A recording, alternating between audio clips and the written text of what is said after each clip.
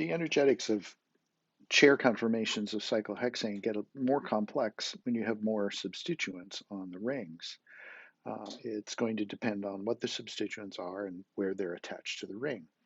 The simplest of these polysubstitute cyclohexanes are the 1,1 disubstitute cyclohexanes, and we see a couple examples of those here. And at the top of the slide, we have 1,1 dimethyl cyclohexane, and it's two possible chair conformations. And when we look at these two chair conformations, we can see that in each of these chair conformations, we have one methyl group that lies in an axial position. On the left, it's pointed up, and on the right, that axial position is pointed down. And we have one methyl group that lies in an equatorial position in each of these conformations. And those two methyl groups change places with each ring flip that occurs. In each case, these axial methyl groups are going to be interacting with axial hydrogens and suffer a little bit of 1,3 diaxial strain. So on the structure on the left, we see that happening kind of on the top of the drawing, and with the structure on the right, we have hydrogens that point downward, and we get that 1,3 diaxial strain. The magnitude of the strain is the same in each chair conformation, and so you would expect a 50-50 mixture of these two.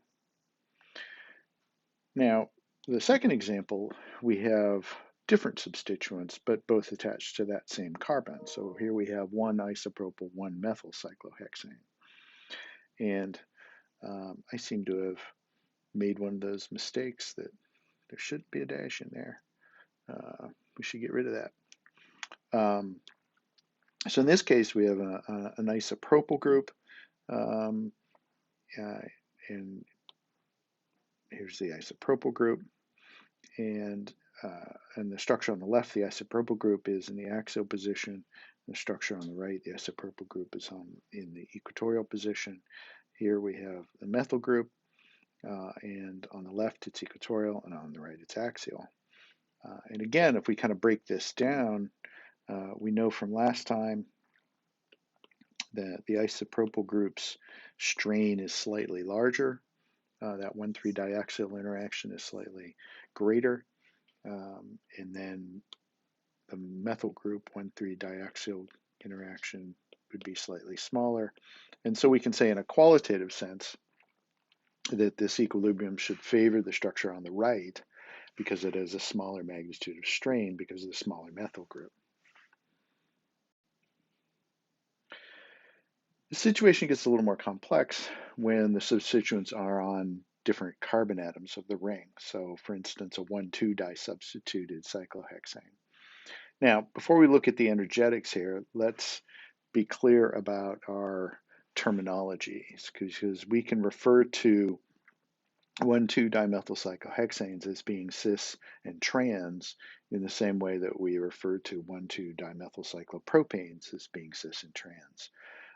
So for instance, as we look here, focus on the cyclopropane structures. So here's the plane of our ring, and we can very clearly see the methyl groups on the same side. So that's kind of obviously cis. And on the right-hand side, if we focus on the cyclopropane, we have one methyl group pointing up, one methyl group pointing down in this drawing, and they're kind of clearly on opposite sides. And so the cis and trans terminology are very clear there. But we use that same cis and trans terminology with cyclohexanes. But cyclohexanes, of course, adopt chair conformations in their stable structures.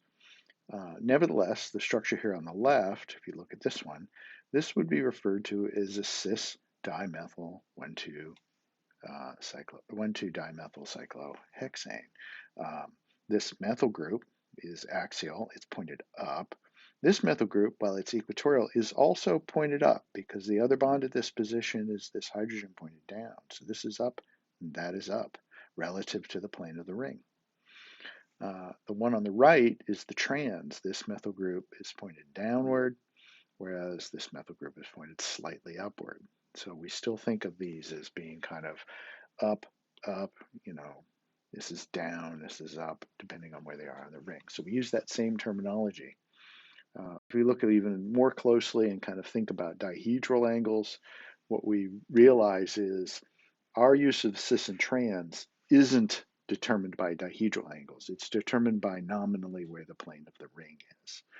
So in the case of cyclopropane, there's a zero dihedral angle. These methyl groups eclipse when they're in the cis orientation. And in the case of the cis dimethyl cyclohexane, these methyl groups are actually gauche, but nevertheless, they lie on one side of the ring. The plane of the ring is here.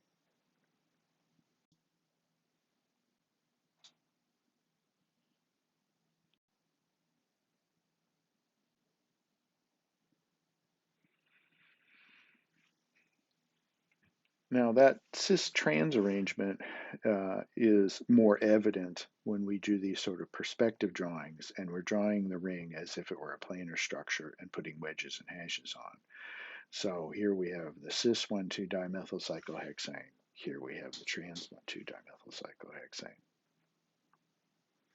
So we can ask the question, which isomer is more stable? Now, these are not enantiomers. These are, of course, diastereomers. We have the same configuration here, opposite configurations there. So they should have different physical properties. And in fact, they have different stabilities. So let's see if we can kind of pull out what's going on. So let's first start with the cis 1,2-dimethyl cyclohexane, and let's examine its chair-chair equilibrium.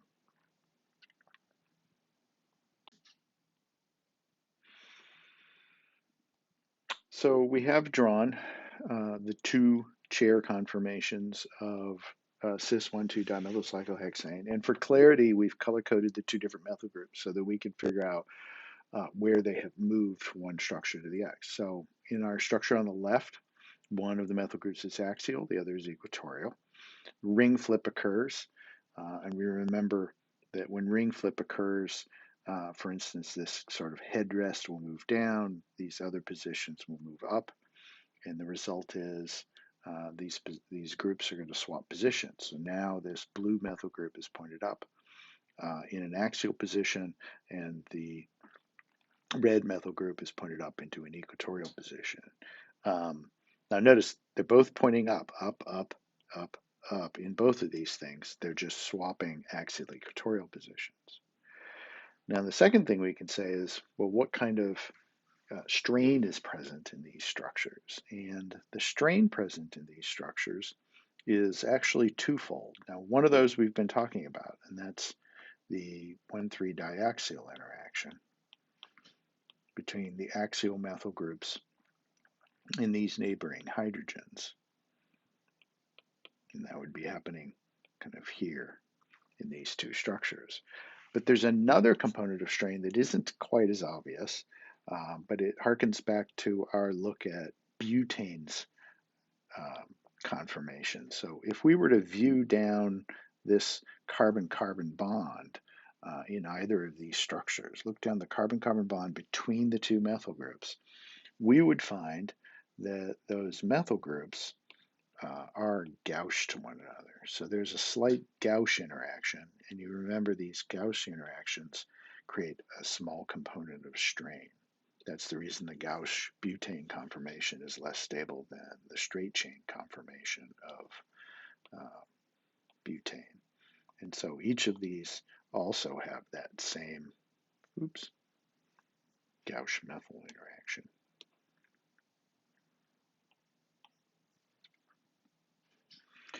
So we have the same elements of strain in each conformation. We have a methyl hydrogen 1,3 diaxial interaction. We have a methyl-methyl gauche interaction. And so ultimately our conclusion is these are energetically degenerate. They have the same amount of strain in each. We would expect a 50-50 mixture, or the other way of saying that is an equilibrium constant of 1. All right, so we know something about cis 1,2 dimethyl cyclohexane. Let's look at trans 1,2 dimethyl cyclohexane. So here's the trans isomer and its two different chair conformations. And looking at this, we can see on the structure here on the left, that we have axial methyl groups, and clearly trans, one pointing straight up, one pointing down. On the right, we have equatorial methyl groups. They are also pointing up and down, so pay attention to the fact that this is pointed up in each case, so we haven't changed its relative position relative to the ring. It's pointed up in each case, and the red one is pointed down in each case. It's just they're swapping axial and equatorial positions. And now if we examine strain, we're going to see that we have twice as much 1,3 diaxial interaction because we have methyl groups on both faces of the ring that are bumping into hydrogens. So the methyl group on the top is suffering 1,3 diaxial interactions, and a methyl group on the bottom is suffering 1,3 diaxial interactions. On the right-hand side, we don't seem to have any significant 1,3 diaxial interactions, but there is something else going on. And again, it goes back to our look at butane. If we could again look down this bond between the two methyl groups, we would see that Gauss-methyl interaction. Now, the Gauss-methyl interaction is small relative to the 1,3 diaxial interaction, and so we come to the conclusion that this conformation with the equatorial methyl groups is significantly more stable than the one with the axial. All right, so with the cis 1,2 dimethyl cyclohexanes, we had equal conformations. They both had the same energies. And now with the trans, we see that we have one dominant conformation. And remember, it only takes a small amount of energy difference to really bias an equilibrium. So we can kind of now ignore the less stable conformation, kind of think about it as not existing, and focus on this conformation and compare it to the cis. So that's now kind of everything kind of all together. So at the top of the slide here, we have the two conformations of the cis dimethyl cyclohexane, and at the bottom we have the two conformations of the trans. We can choose either of the conformations at the top to compare to the trans because both of these are the same. They have the same elements of strain. And in fact, if we put some numbers on it, we can see that we have an axial methyl strain, that's about a 1.7 kilocalories. We have Gauss methyls, that's about 0.6 if we think back to what we learned about butane. So we've got about 2.3 kilocalories per mole of strain energy in our cis 1,2 dimethyl cyclohexane. Now, as I said, the conformation of the trans 1,2 dimethyl cyclohexane is such that it's going to heavily bias the one where the methyl groups are in the equatorial position. And so the molecule spends most of its time there. And so that's going to dominate its energetics. And if we look at that structure, we can see all we have is that Gauss methyl interaction. So we've got a molecule that has about 0.6 kilocalories per mole of strain in it compared to a molecule with 2.3. And so we can now answer the question, which of these two diastereomers is more stable? And the answer is the trans is, because the trans can adopt a conformation that has less strain in it. The cis 1,2 dimethyl cyclohexane is less stable. Now, this should be borne out by experiment. So if we do the combustion analysis, and here's our combustion analysis data. So if you do the combustion analysis of the cis diastereomer, you find that it's exothermic by 1,248.3 kilocalories per mole. And if you do the combustion analysis for the trans, it's about 1,246.8 kilocalories per mole. And look closely here, that's about the difference between those two numbers, right? This is the smaller number, it releases less heat, that's the more stable isomer. So you can extend this sort of analysis to other combinations of substitute cycloalkanes. It's a matter of going through and evaluating the chair conformations of each diastereomer, determining what the stable conformation is for each, and then comparing the stable conformations. So for instance, here we have methyl isopropyl cyclohexanes. We've got a methyl on one position, isopropyl on another position in a 1-2 relationship. If we look at the structure at the top, we would come to the conclusion that the structure on the right is the more stable structure because it puts the larger isopropyl group equatorial and the smaller methyl group axial. And that's reflected here in our equilibrium arrow saying this equilibrium lies to the right.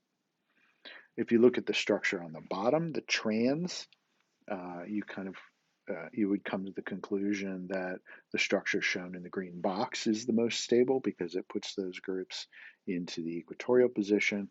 We do get a little bit of steric strain, kind of a Gauss interaction between these in this structure, but we have that Gauss interaction up here actually, because if we view down this bond, we have that same Gauss interaction, but the cis isomer at the top has the 1,3 diaxial interactions. So comparing these two diastereomers, we would say that the trans isomer is the more stable. Now, it's worth pointing out here, you should not overgeneralize. We just looked at two examples, and in each case, the trans isomer came out the most stable. It's not always the case. You have to look at each case individually. All right, I want to shift gears a little bit and talk about another aspect of carbocyclic compounds, and that is bicyclic and polycyclic compounds. We find a lot of these in nature. These are all natural products that we're looking at here, and they represent the different ways in which rings can be joined together in organic compounds. On the left, this is agrospirol, and you can see that we have a 5-membered ring connected to a 6-membered ring, and they share in common just a single atom here. And that sort of ring juncture, where two rings are joined together by a single atom, that is called a spirocyclic compound or a spirobicyclic compound. The second compound is cortisol. It's a hormone. It's involved in inflammation, among other things. And if we look at this compound, we can see that these rings throughout this structure, each ring is joined to the neighboring ring by two contiguous atoms. And these are known as fused bicyclic compounds. So basically one ring fused onto the side of another one. And then lastly, we have this beta-pinene. It's a component of pine sap from almost any kind of conifer. It's a relatively simple hydrocarbon. And in this case, we have rings that share non-contiguous carbon atoms. So there's more than one that are in common to the different rings, but those two carbons themselves are not directly joined together. And that's known as a bridged bicyclic compound. So those are the three different ways that we find bicyclic compounds. And this just kind of illustrates those factors in kind of a more schematic way. So spirocyclic, share one carbon shared. Fused bicyclic, two carbons are shared and those two carbons are connected. Bridged bicyclic are bridged with more than two carbons are shared, but the two carbons are not connected directly to one another, not bonded directly to one another. The spiro designation is curious too, and you might think because spiro kind of implies some sort of twist, and where that comes from is kind of illustrated here. If you just draw a two-dimensional picture of spiropentane, for instance, it doesn't really look like much, but that central carbon atom has to be tetrahedral. So in fact, those two rings are joined by that one carbon atom, but the two rings are essentially kind of at right angles, and that kind of implies a certain twist, and that's where the spiro terminology comes from. Nomenclature-wise, the way these compounds are named has a set of rules, again supplied to us by IUPAC, and we can kind of take apart these rules and kind of see how they work in defining what's going on. So let's start over here on the left. So this is a bicyclic compound, and the first thing we do is count up the total number of carbon atoms in the structure, and we can see that we have 4. So this is going to be a butane for the 4 carbons, and then we're going to prefix onto that the prefix bicyclo. So it's a bicyclobutane. Then in square brackets in between, there's a set of numbers separated by periods. And this is just part of the nomenclature system. And what these numbers define is the number of atoms in each of the bridges in the structure. And the way you want to think about that is, if we look at this, we can see that we have a bridge between the carbons over here that has 1 carbon in it. Over here we have a bridge that has 1 carbon in it. But in the middle, curiously, this bridge has no atoms in it. It's just a bond. And so what this designation is, a 1 atom bridge, a 1 atom bridge, a 1 atom bridge, and a 0 atom bridge. So by that same logic, this compound here has a 2 atom bridge, a 1 atom bridge, and a 0 atom bridge. And you always list the numbers in decreasing magnitude. So it's a 2, 1, 0. And this one is a pentane because it contains total 5 carbons. This has a total of 6 carbons. And we have a 2 atom bridge, a 2 atom bridge, and a 0 atom bridge. The next one is an octane. It has a 3 atom bridge, a 3 atom bridge, and a 0 atom bridge. And the last one is a decane, total of 10 carbons, 4 atom bridge, a 4 atom bridge, and a 0 atom bridge. This one also is a common compound. It has a common name. It's known as decalin, sometimes used as a laboratory solvent. We have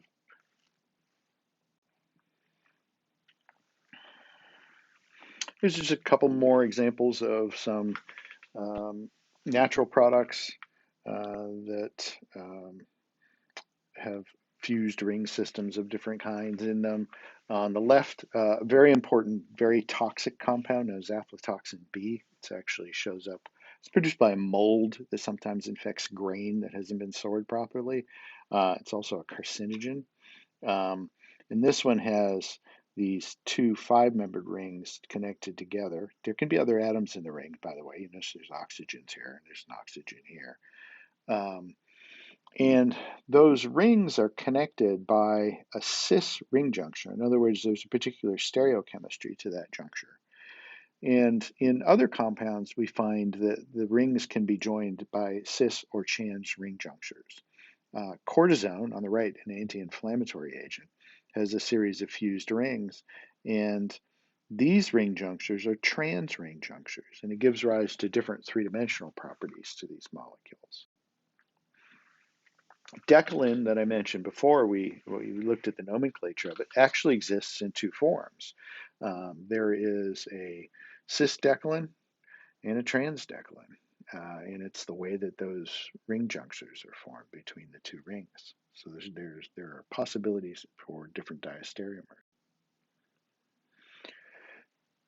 When you fuse these rings together, it can lock these structures in very particular conformations. So we've been looking at ring chair-chair interconversions of cyclohexanes, and you might wonder, with something like decalin, does that sort of thing happen?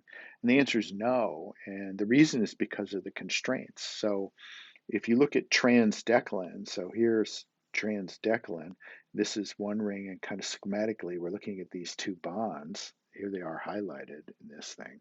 It's actually a fairly rigid structure. You can't really change the conformation here, because if you imagine a ring flip, these bonds would have to move into axial position. So this one would move down and that one would move up, and you'd be in this situation. That would mean that these carbons, these 4 carbons, would need to bridge from one side of this ring to the other.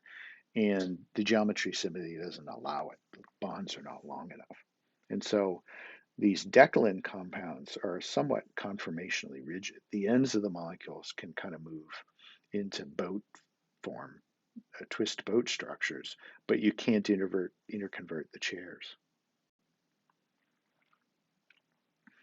A little closer look at naming spiro compounds. IUPAC names spiro compounds um, with the terminology you see here, where spiro, there are two numbers in the bracket, and then the name of the alkane.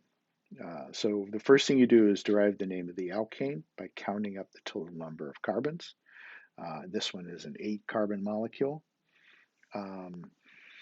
The numbers inside the bracket are in ascending order. It's the number of unique carbons to each ring. So in this case, we go in ascending order for spiral compounds. Don't ask me why. IUPAC makes up the rules. I just convey them to you. So we have 3 carbons in that ring, and we have 4 carbons in this ring. So it's a spiro 3,4 octane. Now, the other thing you might wonder is if you had anything attached to this, how would you indicate where they're attached? And IUPAC has rules for that too. And in the case of spiro compounds, carbon number 1 is a carbon in the smaller of the rings, and then you march around the outside of that ring through the spirojuncture and around the other ring. So it all starts at this position adjacent to the shared atom, and that's the numbering sequence. So if we put a group onto that molecule, we could indicate where it's attached. So let me give you an example of that.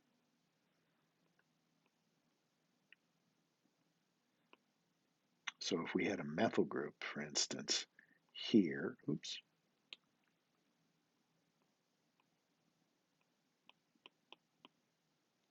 then this would be 1-methyl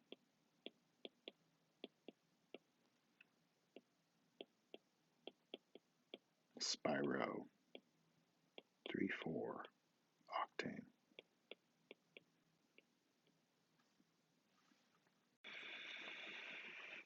Here's another example of that. We can kind of walk you through it.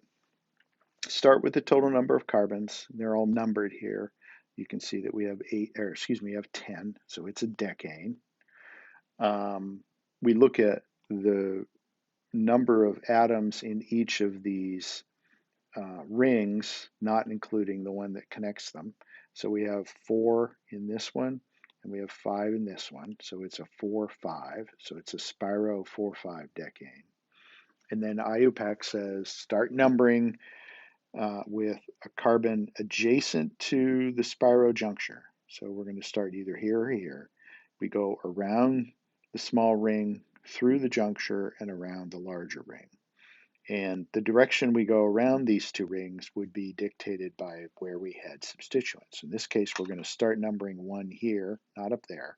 And the reason we start numbering 1 here is that gives this isopropyl group the smaller number. And then as we go around, we number accordingly. And so we've ultimately end up with 2 isopropyl 6,10 dimethyl spirodecane. These are listed in alphabetical order.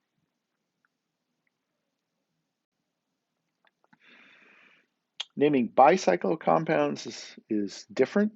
With bicyclic compounds, you're going to have 3 numbers because you essentially have 3 bridges between 2 atoms.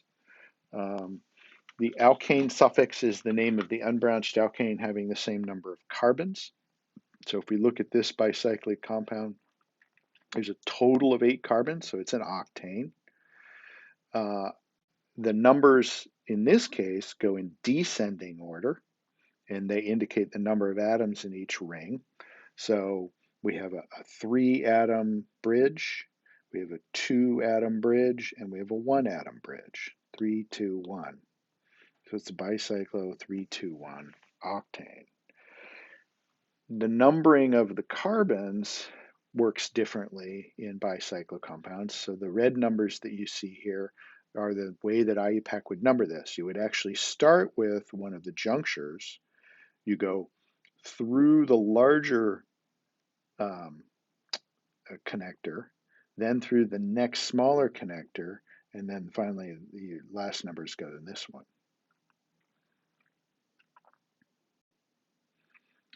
So here's an example of how we would do that for this compound. All right, so start over here, count the number of carbons in the bicyclic structure, and this is 8, so it's an octane, a bicyclooctane. Count the bridges, the number of atoms in the bridges. So this is a 3-atom bridge, that's a 2-atom bridge, that's a 1-atom bridge. This is just an alternative drawing of it. You start numbering at one of the junctures. You go through the largest bridge to the other juncture, then through the next size bridge, and then finally you number the last one. So that would place these methyl groups on carbon number 3. So this is 3,3-dimethyl bicyclooctane. All right, and we can finish with just the last couple of examples. This one is a total of 7 carbons, so it's a heptane. We have a 2-atom bridge, another 2-atom bridge, and a 1-atom bridge. So it's bicyclo-2,2,1 heptane. The second one is also a bicyclo-2,2,1 heptane. And in this case, we're going to start numbering at one of those bridge junctures. We're going to go through the larger bridge. And in this case, we have a choice, but we're going to start numbering here.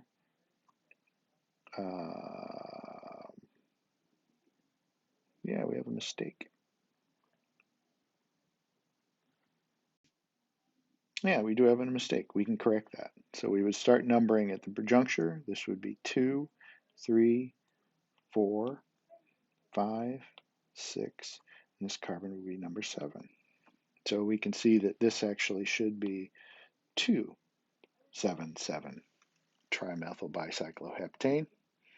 And we actually, in this case, have 3 chiral centers. I got the chiral centers designations right. The chiral centers are carbon number 1, that's a chiral center, carbon number 2, that's a chiral center, and carbon number 4 is a chiral center. And then finally, this last one is a decane. There are 10 carbons. We have 4-carbon bridge, we have a 4-carbon bridge, we have a 0-atom bridge. In this case, we have to designate that this is trans.